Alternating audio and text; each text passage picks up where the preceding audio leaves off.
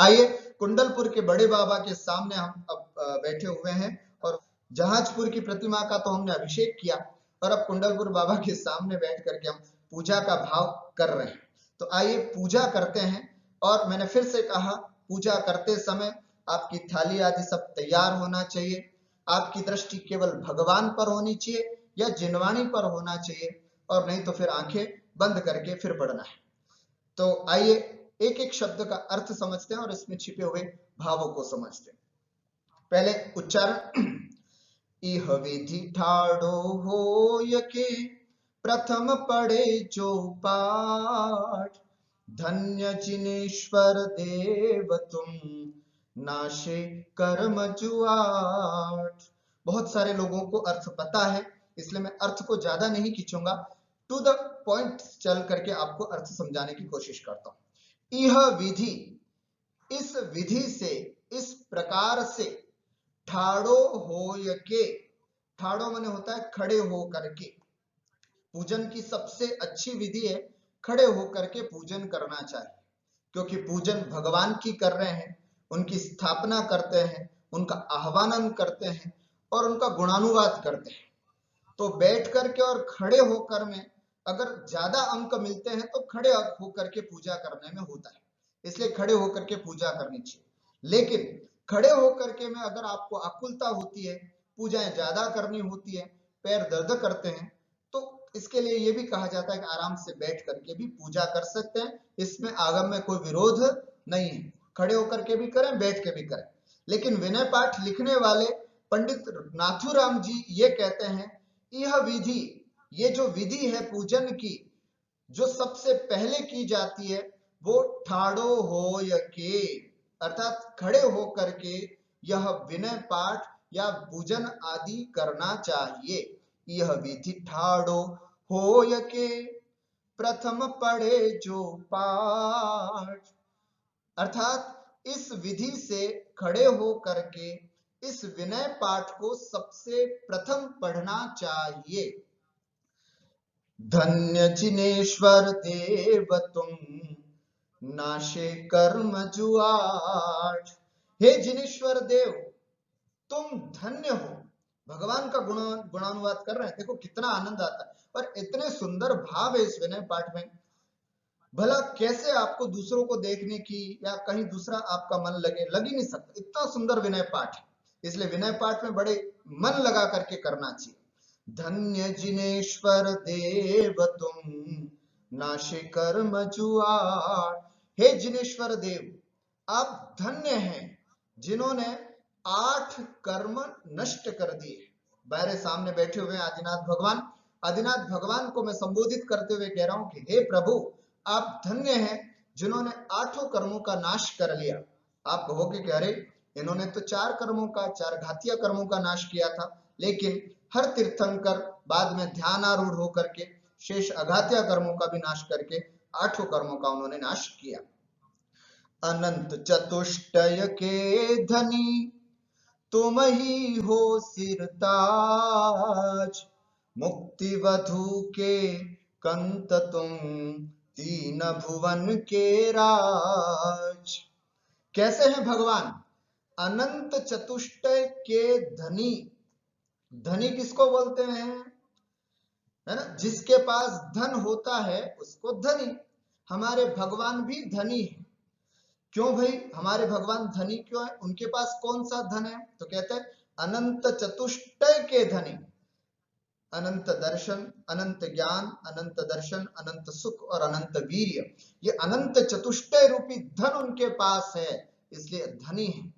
तुम ही हो सिर ताज, और तुम ही है प्रभु मेरे सिर के ताज हो, सरताज हो, सर्वश्रेष्ठ हो, है ना। सिरताज का मतलब सर्वश्रेष्ठ। हे भगवान, आप ही सर्वश्रेष्ठ हो।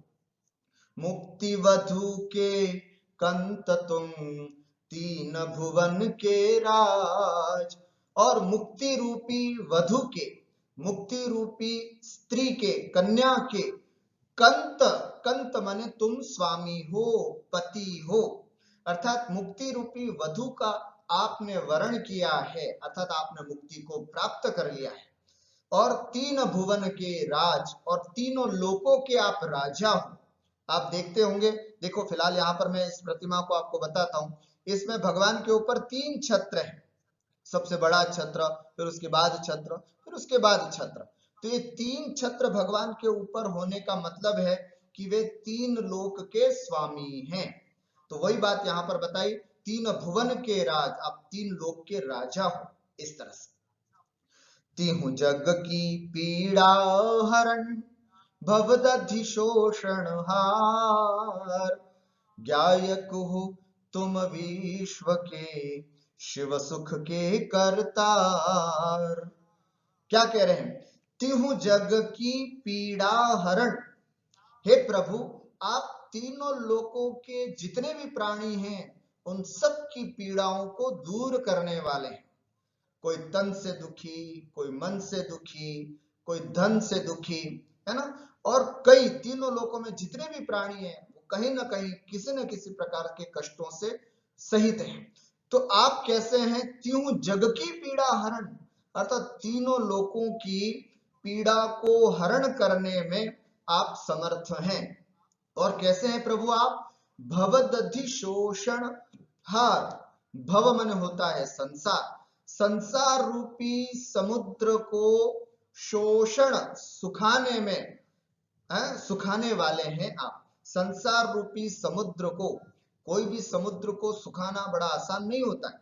मेरा भी संसार रूपी इतना बड़ा समुद्र है, लेकिन भगवान एक ऐसा बल है जो उस पूरे समुद्र को सुखा सकता है, अर्थात मेरा संसार समाप्त कर सकते हैं। ज्ञायक हो तुम विश्व के शिव सुख के करतार, तुम विश्व के ज्ञायक हो। पूरे विश्व, विश्व का मतलब है लोक अलोक, लोक का मतलब ऊर्ध्व मध्य और अधो तीन लोक, और उस लोक के अतिरिक्त भी जो अलोकाकाश है वो सब लोक और अलोक मिलकर के विश्व बनता है। ऐसे विश्व के तुम ज्ञायक हो, विश्व को जानने वाले हो। शिव सुख के करतार, और शिव सुख, शिव मन होता है मोक्ष, मोक्ष सुख के करतार, मोक्ष सुख को करने वाले हो। तीन लोक की पीड़ा को दूर करने वाले हो, संसार रूपी समुद्र को आप सुखाने वाले हो, तीनों लोक और अलोक के आप ज्ञाता हो, और मोक्ष मार्ग को प्रदान करने वाले हो। आगे, हरता अघ अंधियार के करता धर्म प्रकाश, स्थिरता या स्थिरता पद दातार हो, धरता निज गुण रास। क्या कह रहे हैं? हरता, भगवान हरता है, भगवान करता है, भगवान दातार है, और भगवान धरता है। क्या क्या है समझे। अघ अंधियार के हरता, अघ माने होता है पाप, पाप रूपी अंधकार को दूर करने वाले हैं। धर्म प्रकाश करता, धर्म रूपी प्रकाश को करने वाले हैं। अंधकार को नाश करने वाले, प्रकाश को करने वाले। पाप रूपी अंधकार, कर्म रूपी अंधकार, खोटी आदत रूपी अंधकार, अज्ञान रूपी अंधकार, मोह रूपी अंधकार, इसको तो आप दूर करने वाले हो। धर्म रूपी अंधकार, हमारी आत्मा के गुण रूपी प्रकाश को, धर्म रूपी प्रकाश को, उत्तम क्षमा मार्दव आदि प्रकाश को करता, करने वाले। ठीक हुआ। स्थिरता पद दातार हो, और स्थिर पद देने वाले हो। स्थिर पद का मतलब होता है स्थिर पद। अरे भाई कोशिश करनी हो तो हमेशा स्थिर पद के लिए करना। लोक में जो ये अस्थिर पद है उसके लिए कभी भी कश्मकश मत करना, है ना। समाज का अध्यक्ष बनने के लिए, समाज के कुछ भी इस तरह का पद है, या विधायक बनने के लिए, या सांसद बनने के लिए, राष्ट्रपति बनने के लिए, सब जितने भी पद हैं, है ना, जैसे प्रतिष्ठाचार्य का पद हुआ, पंडित का पद हुआ, विद्वान का पद हुआ, कहीं का अधिष्ठाता का पद हुआ, ये सब पद अस्थिर हैं, कभी किसी को हमेशा रहने वाले पद नहीं है। आज हे प्रभु मैं आपके सामने आया हूं, इन सब पदों को मांगने के लिए नहीं आया हूं। आज मैं आपको स्थिरता पद दाता, क्योंकि आप स्थिर पद को देने वाले हैं, और स्थिर पद क्या है? मोक्ष पद। इसलिए हमेशा कोशिश करो उस पद के लिए करना कि बस हे प्रभु मुझे मोक्ष पद प्राप्त हो। धरता निज गुण रास, निज गुण अपने आत्म गुणों के रास मने समूह को, रास का अर्थ होता है समूह, अर्थात अपने आत्म गुण समूह के धरता, आप धारण करने वाले हैं। ठीक हुआ। पाप रूपी अंधकार के नाशक, धर्म रूपी प्रकाश को करने वाले, स्थिर पद अर्थात मोक्ष को देने वाले और अपने आत्म गुण के समूह को धरता अर्थात धारण करने वाले हे जिनेंद्र भगवान आप हैं। आगे, धर्मामृतौर जलधि सो ज्ञान भानु तुमरू, तुमरे चरण सरोज को नावतती हूं जग भू। और क्या कहते हैं कि धर्मामृत जलधि सो उर, अर्थात धर्म रूपी अमृत है ना, धर्मामृत के समुद्र के समान आपका हृदय है, अर्थात आपके हृदय, उर मन होता है हृदय, आपके हृदय में प्रभु धर्मामृत का सागर है, अर्थात धर्म ही धर्म भरा हुआ है आपके हृदय में। आपके हृदय में, आपके चिंतन में, आपके विचारों में हे प्रभु केवल धर्मामृत ही धर्मामृत है। ये तो आपके हृदय की बात हुई। आपका स्वरूप कैसा है? ज्ञान भानु तुम रूप, तुम रूप, तुम्हारा स्वरूप, आपका स्वरूप कैसा है? ज्ञान भानु, अर्थात ज्ञान को प्रकाश करने में सूर्य के समान है। आपका हृदय धर्मामृत के समुद्र के समान है और आपका स्वरूप ज्ञान को प्रदान करने में सूर्य के समान है तो हिंदी के अर्थ, लेकिन एक दो शब्द कठिन हो जाते हैं तो आपको अर्थ समझ में नहीं आते, इसलिए बहुत ध्यान से सुनने की जरूरत है। ठीक हुआ। तुम्हारे चरण सरोज को नावत त्यूह जगभू, सरोज का अर्थ क्या होता है? कमल। चरण सरोज, चरण कमल, तुम्हारे चरण कमल को हे जिनेंद्र भगवान, आपके चरण कमल को तिहु जग भूप नावत, तीन लोक के जो भूप हैं, भूप का अर्थ होता है राजा, तीन लोक के जो राजा हैं वो नावत अर्थात नतमस्तक होते हैं। हे प्रभु आपके चरण कमलों में ऊर्ध्वलोक का राजा सोधर्मेंद्र, मध्य लोक का राजा चक्रवर्ती और अधोलोक का राजा धरणेन्द्र, ये तीनों लोक के राजा जो हैं वो नावत आपके चरणों में नतमस्तक होते हैं। ठीक हुआ। मैं बंदो जिन देव को कर अत निर्मल भाव, कर्म बंध के छेदने औरन कछु पाव। मैं जिनेंद्र देव को वंदन करता हूं, कर अति निर्मल भाव, अपने परिणाम को बहुत निर्मल करके जिनेंद्र भगवान की मैं वंदना करता हूं। जब भी भगवान को नमस्कार करें, जब भी भगवान की भक्ति करें, जब भी भगवान की आराधना करें, अपने परिणामों को खूब निर्मल करना, खूब निर्मल करना, तब जाकर के अपने को पूजन का, भक्ति का आनंद आएगा। मन में कोई अहंकार नहीं, मन में किसी भी पद की लालसा नहीं, मन में किसी भी प्रकार के संसार की इच्छा नहीं, अत्यंत निर्मल परिणामों के साथ, यहां तक कि भक्ति आपकी तब सार्थक है जब एक दो बार आंखों में आंसू छलक जाए तो समझना कि आप वाकई भगवान की अच्छे से भक्ति कर रहे हैं। आंसू, हल्के से आंसू छलक जाए इस बात के लिए कि हे प्रभु मुझे कब तक संसार में रुलना पड़ेगा, कब मैं भी आपके जैसे मोक्ष पद को प्राप्त करूं, उसको कहते हैं उत्कृष्ट भक्ति। और वो तभी आएगी जब आप बहुत अच्छी तरह से एक एक शब्द को अर्थ समझ करके पढ़ेंगे। तो क्या कह रहे हैं? मैं बंदो जिन देव को कर अति निर्मल भाव, अत्यंत निर्मल परिणामों को करते हुए हे जिनेंद्र प्रभु मैं आपको वंदन करता हूं, आपकी स्तुति करता हूं। कर्म बंध के छेदने और न कछु उपाव, कितनी साफ कह दी कि कर्म बंध को छेदने के लिए दुनिया में और कोई उपाय नहीं है और कोई रास्ता नहीं है। कर्म बंधन करना है तो उसके लिए मात्र जिनेंद्र भगवान ही शरण है। कहीं पर भी चले जाइए, किसी को भी माथा टेक दीजिएगा, कर्म बंधन से मुक्ति प्राप्त करनी है तो एकमात्र उपाय है भगवान, और भगवान की पूजा, भगवान की स्तुति, और वो भी इस श्रद्धा भक्ति के साथ की जाए। तो आगे, भविजन को भवकूपते तुम ही काढ़नहार, दीन दयाल अनाथ पति आत्म गुण भंडार।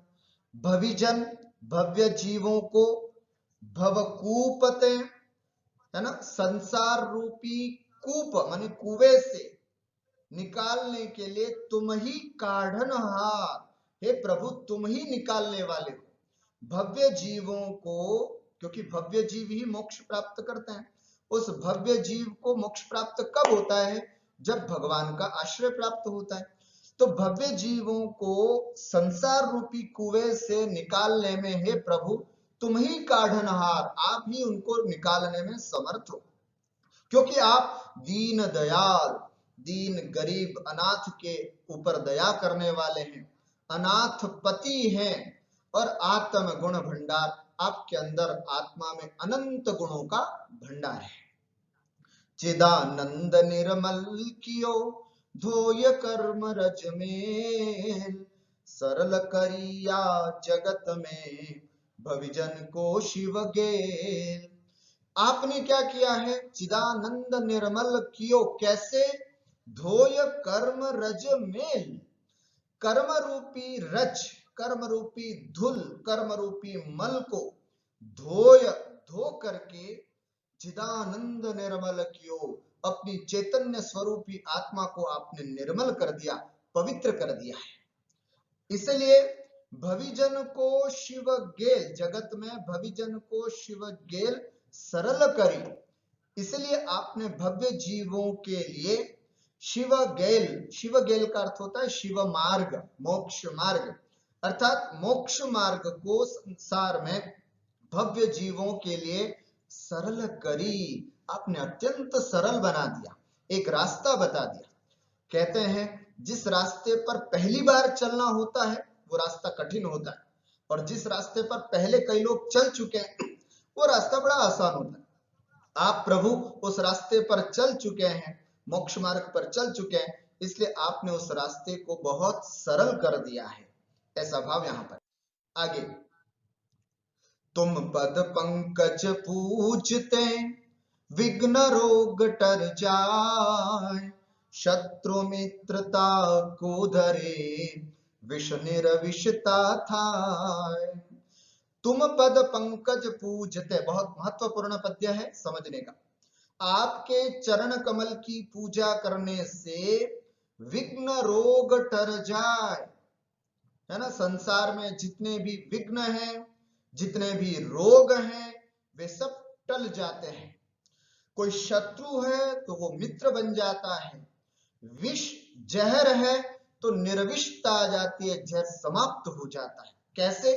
तुम पद पंकज पूजते, आपके चरण कमल की पूजा करने से सोमा सती का नाग हार बन गया प्रभु आपकी भक्ति से, चंदन वाला की बेड़िया तड़ तड़ करके टूट गई आपकी भक्ति से, श्रीपाल के कुष्ठ का रोग दूर हो गया मैना सुंदरी की भक्ति से, जिनदत्त सेठ का पुत्र जिसको सर्प ने काटा था और जहर चढ़ा था, खड़ाक से खड़ा हो गया केवल आपकी भक्ति से।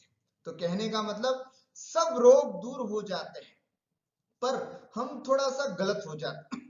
हम कष्टों को दूर करने के लिए भगवान की पूजा कर रहे हैं, हम कुछ सांसारिक धन वैभव को प्राप्त करने के लिए भगवान की पूजा कर रहे हैं, गलत नहीं होना चाहिए। मैं आपको आज एक बात और बताना चाहूंगा कि हम भगवान की भक्ति करें तो उससे क्या फल मिलता है। 4 फल अपने को मिलते हैं, ध्यान रखना। थोड़ी सिद्धांतिक बात है लेकिन आज इस समय बताना बहुत जरूरी है कि भगवान की भक्ति का क्या फल है, हम सब ये क्यों कर रहे हैं। क्योंकि कई लोग पूछते हैं भगवान की भक्ति से क्या फल होता है। 4 चीजें होती, 2 सिद्धांतिक बातें, 2 प्रैक्टिकल। एक तो जितना भी हमारा असातारूप कर्म है वो सातारूप संक्रमित हो जाता है जब हम भगवान की भक्ति करते हैं।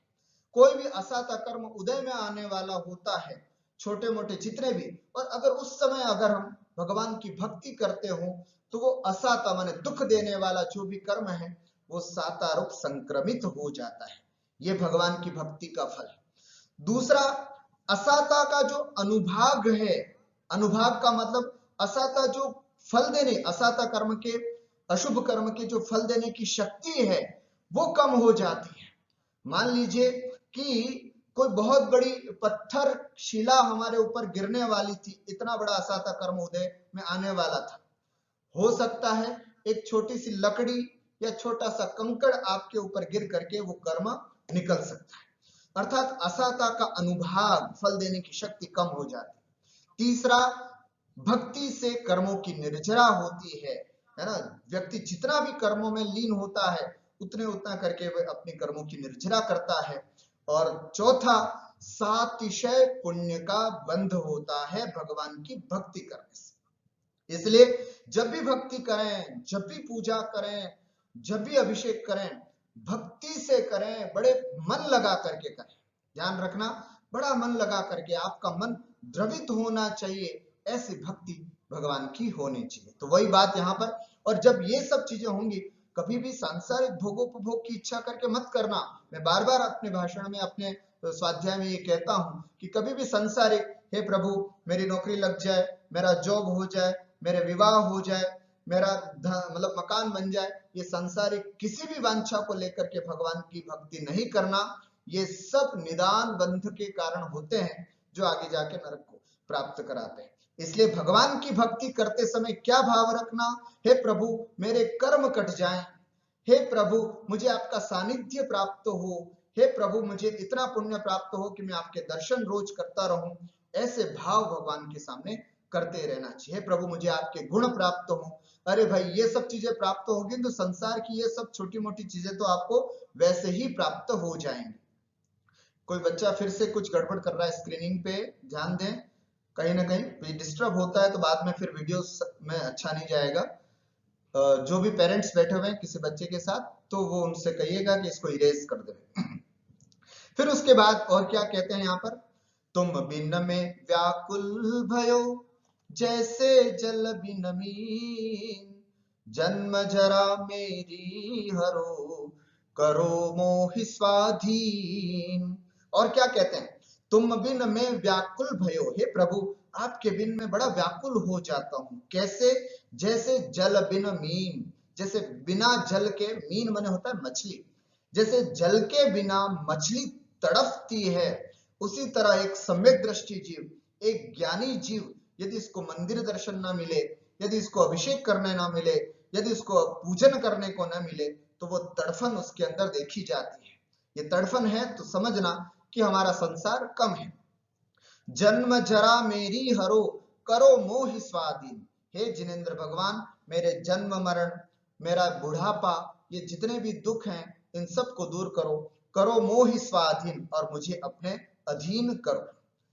पतित बहुत पावन किए गिनती कौन करे, अंजन से तारे प्रभु, कहीं पर प्रभु मिलता है, कहीं पर कुधी मिलता है, दोनों अर्थ लगा के देखते अपन। अंजन से तारे कुधी, जय जय जय जिन देव। बहुत सारे पतित माने पापियों को आपने पवित्र किया है। कहां तक गिनती करूं मैं, बहुत बड़ी लंबी लिस्ट है।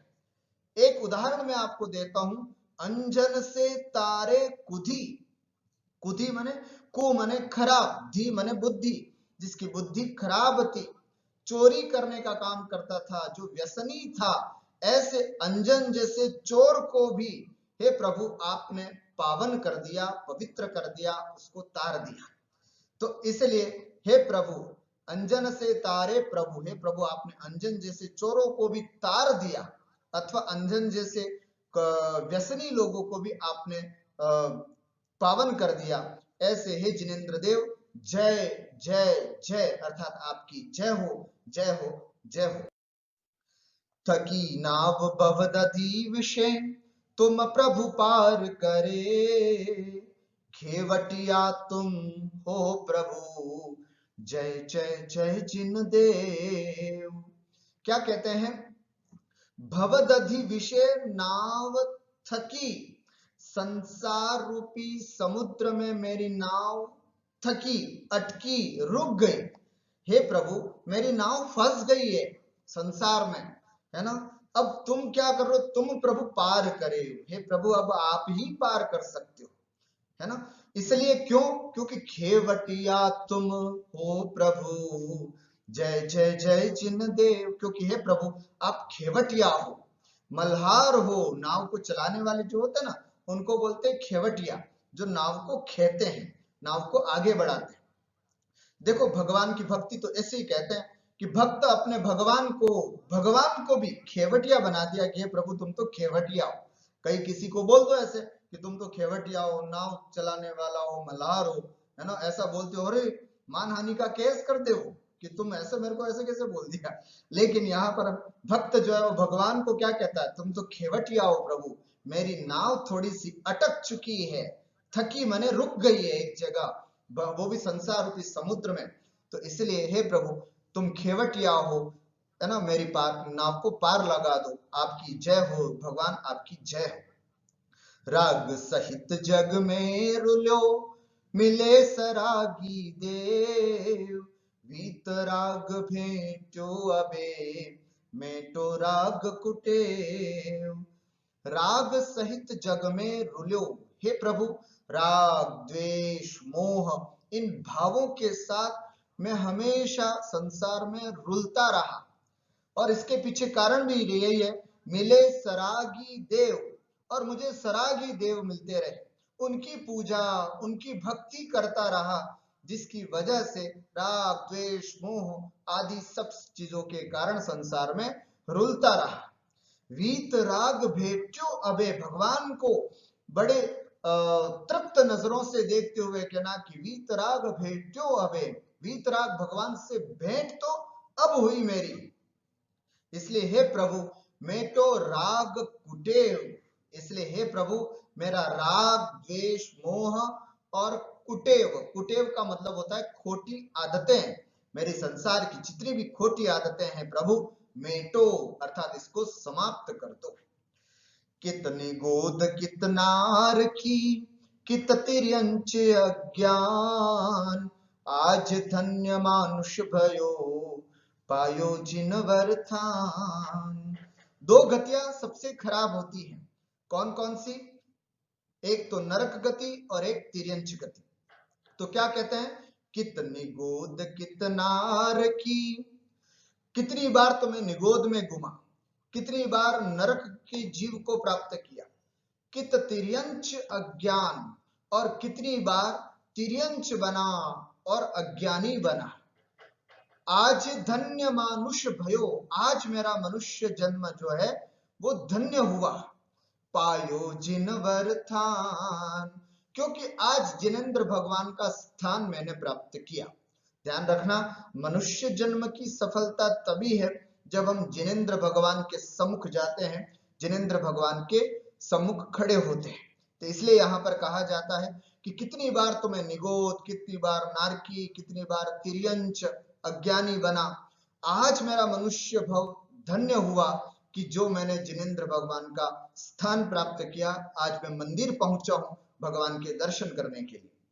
आगे, तुमको पूजे सुरपति, अहिपति नरपति देव, धन्य भाग्य मेरो भयो, करण लख्यो तुम सेव। तुमको पूजे सुरपति, अर्थात हे प्रभु, आपको कौन कौन पूजता है। तुमको सुरपति पूजे, अर्थात जिनेंद्र भगवान पूजते हैं। सुरपति पूजे, सुरपति माने देवताओं के इंद्र, सोधर में इंद्र आदि तुमको पूजे। अहिपति, अहि माने होता है सर्प, सर्प राज अर्थात धर्मेंद्र आदि आपको पूजते हैं। नरपति, नर माने मनुष्य, मनुष्यों के राजा कौन, चक्रवर्ती आदि तुमको, इंद्रों के स्वामी, है ना, नागलोक के देवता और मनुष्यों के राजा सब आपको पूजते हैं। धन्य भाग्य मेरो भयो, करण लग्यो तुमसे, आज मेरा भाग्य भी अत्यंत धन्य है जो आपकी सेवा करने के लिए तत्पर हुआ है। अशरण के तुम शरण हो, निराधार आधार, मैं डूबत भव सिंधु में, खेओ लगाओ पार। हे प्रभु, आप अशरण के शरण हो, जिसके संसार में कोई शरण नहीं होता, भगवान उसकी शरण होता है। निराधार आधार, जिसका कोई आधार नहीं होता, बैकग्राउंड नहीं होता है, उसके भगवान आश्रय होते हैं। मैं डूबत भव सिंधु में, संसार रूपी समुद्र में मैं डूब रहा हूं प्रभु, खेओ लगाओ पार। थोड़ा हाथ दीजिएगा, थोड़ा खे दीजिएगा, मुझे थोड़ा सा पार कर दीजिएगा, क्योंकि मैं भी संसार रूपी समुद्र में डूब रहा हूं। इंद्रादिक गणपति थके, कर विनती भगवान, अपनो विरद निहार के, कीजे आप समान। इंद्र आदि देवता, गणपति अर्थात गणधर आदि देव थके, कर विनती भगवान, हे भगवान आपकी विनती कर करके इंद्र आदि देवता, गणधर आदि देव या इंद्रभूति आदि गणधर, ये सब थक गए। आप इतने विशाल हैं, आपके गुण अनंत हैं, कोई आपके गुणों का बखान भी नहीं कर सकता। इसलिए मैं तो क्या स्तुति करूंगा, एक छोटा सा विनय पाठ आपके सामने पढ़ रहा हूं, है ना। अपनो विरद निहार के, अपना वैभव, है ना, अपना सामर्थ्य, विरद माने वैभव, अपना सामर्थ्य निहार के अर्थात देख करके, कीजे आप समान, हे प्रभु मुझे बस आपके जैसे बना लीजिए। ये देखो, ये भाव होना चाहिए। भगवान के सामने अगर कुछ मांगना है तो यही बोलिएगा, हे प्रभु मुझे आपके जैसा बना दीजिएगा, मुझे धनवान बना दीजिएगा, मुझे राजा बना दीजिएगा, मुझे अध्यक्ष बना दीजिएगा, नहीं, मुझे आप जैसा बना दीजिएगा। ये प्रार्थना भगवान के सामने होनी चाहिए। तुम्हारी नेक सुदृष्टिते, जग उतरत है पार, हा हा डूब्यो जात हूं, नेक निहार निकार। तुम्हारी नेक सुदृष्टिते, आपकी अच्छी दृष्टि से, जग उतरत है पार, ये संसार पूरा पार हो जाता है। एक बार आप अगर करुणा की दृष्टि मेरे ऊपर रखेंगे तो मैं संसार से पार हो जाऊंगा। हा हा डूब्यो जात हूं, मैं डूबा जा रहा हूं, नैक निहार निकार। एक बार बस मेरी ओर देख लीजिएगा और मुझे इस डूबने से बाहर निकाल दीजिएगा। जो मैं कहूं और सो, तो न मिटे उर भार, मेरी तो सो बनी, ताते करूं पुकार। मैं और किसी से कहता हूं तो उससे मेरी हृदय का जो भार है वो कम नहीं होता है। हमेशा बात उसके सामने करनी चाहिए जिससे आपके हृदय का भार कम हो जाता है। मैंने सब देवी देवताओं के सामने अपने हृदय की बात रखी, लेकिन कहीं पर भी दूर नहीं हुई। इसलिए हे जिनेंद्र भगवान, आपके सामने आया हूं, जिससे कि मेरा हृदय का भार है, हृदय की बात जो है वो समाप्त हो।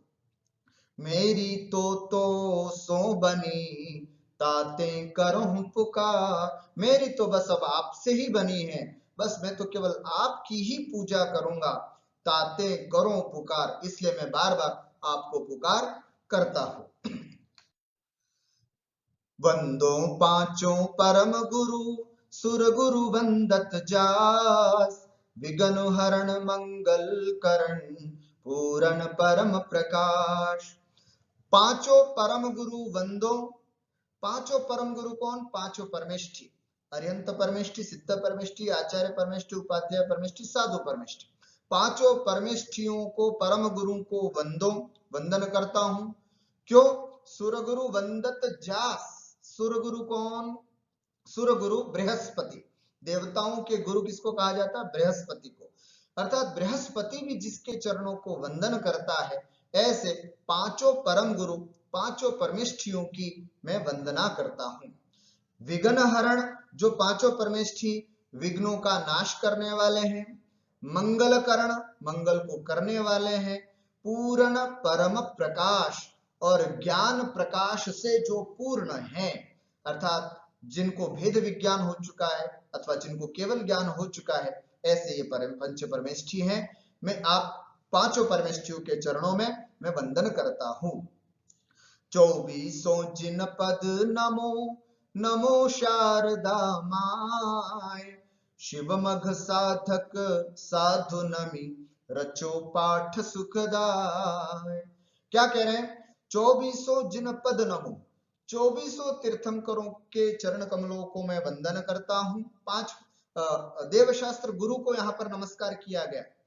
24 जिनेन्द्र भगवान को नमस्कार करता हूं। देव नमो शारदा माय, शारदा माता अर्थात सरस्वती माता अर्थात जिनवाणी माता, जिनवाणी माँ को भी नमो अर्थात नमस्कार करता हूं।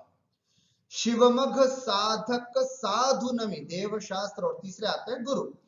शिवमघ मोक्ष मार्ग के साधक जो साधु परमेष्ठी है, जिसमें आचार्य उपाध्याय साधु आ जाते हैं, इन तीनों को भी नमी अर्थात नमन करके सुखदाय पाठ रचो, ये सुख को प्रदान करने वाले इस विनय पाठ को मैंने रचा है। ऐसे पंडित नाथुराम जी कह रहे हैं।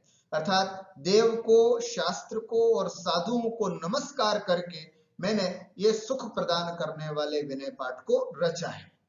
मंगल मूर्ति परम पद पंचधरो नित ध्यान, हरो अमंगल विश्व का मंगलमय भगवान।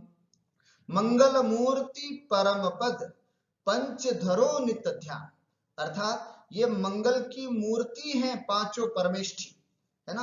पांचों परमेष्ठी जो है वो मंगल की मूर्ति है, परम पद में स्थिर है, इसलिए इन पांचों का नित ध्यान धरो, इन पांचों परमेष्ठियों का हमेशा ध्यान करना चाहिए। इन पांचों परमेष्ठियों का ध्यान करें। क्यों?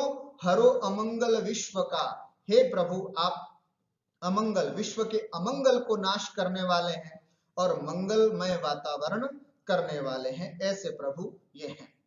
मंगल जिनवर पद नमो मंगल अरहंत देव, मंगलकारी सिद्ध पद सो वंदो स्वयमेव। इस पद्य में अरिहंत परमेष्ठी और सिद्ध परमेष्ठी को विशेष रूप से नमस्कार किया गया है। क्या कहते हैं? मंगल जिनवर पद नमो, अर्थात जिनवर पद, श्रेष्ठ पद, अरिहंत पद को, अरिहंत परमेष्ठी को जो मंगल स्वरूप है उनको मैं नमस्कार करता हूं।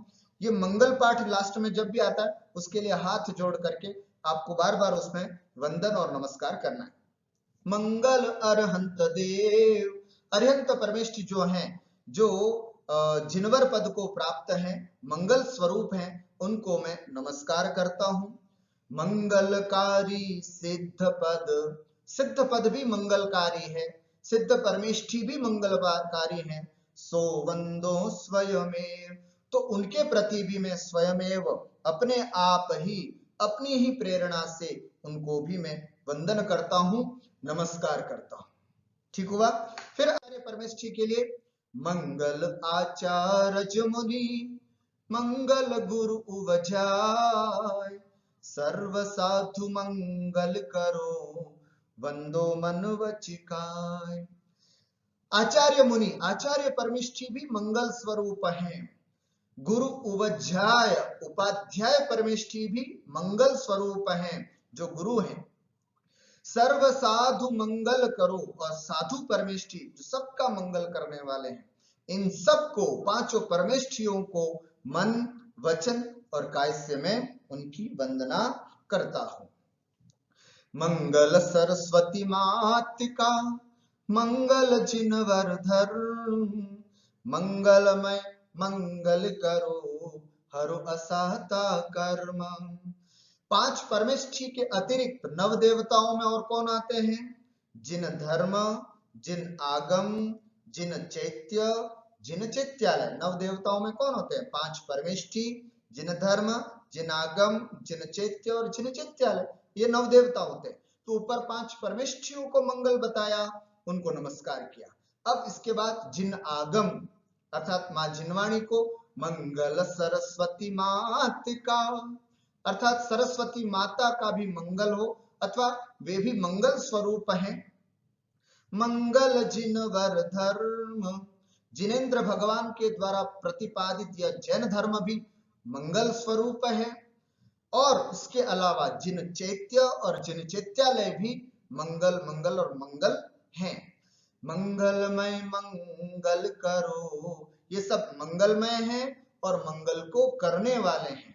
इसलिए हे प्रभु, मैं तो आपके सामने बैठा हूं, हरो असाता कर्म, मेरा असाता कर्म जो है, जिससे मुझे कष्ट होता है, दुख होता है, इनको नष्ट करो, समाप्त करो, जिससे मैं आपकी भक्ति और भावों से कर सकूं।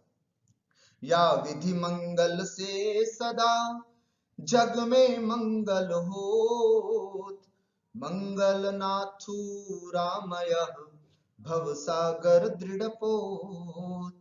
या विधि मंगल से सदा, इस प्रकार इस विधि से मंगल से सदा जग में मंगल हो, इस प्रकार की मंगल की कामना करेंगे।